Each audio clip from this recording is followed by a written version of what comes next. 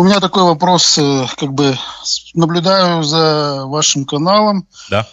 По Ютубу, и вижу много раз, не на ваших каналах, конечно, местные политики, очень часто занимаются серьезным таким обманом населения и преподают это якобы кто-то во всем виноват, но не они. Вот недавно смотрел общеизвестный такой политик Будулаев. Я не помню, Виктор... Вы из Гагаузии, Георгий? Вы из Гагаузии? Я из Германии, живу в Гагаузии. Жил раньше в Гагаузии, да. Раз вы знаете кличку Кыса Владимира, то значит вы из Гагаузии. Владимир Кыса, да.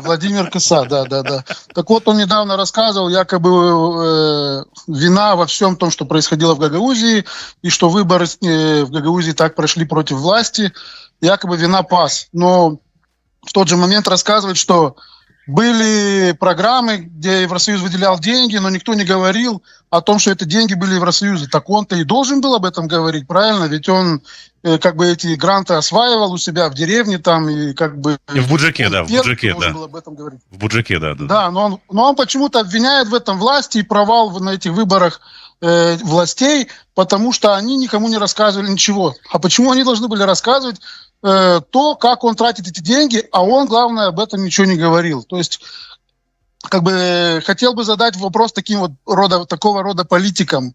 То есть вы обвиняете власти в том, что вы сами бездействуете, но в тот момент же и гранты осваиваете. Это хорошее замечание, Георгий. Да. Везде освоили такое количество денег, скажем так, да. Но почему-то это все умалчивалось, а вот теперь они выходят с такими заявлениями, якобы мы все нормально делали, но виноваты не мы, а виноваты те, которые там в Кишиневе сидят, они ничего не говорили.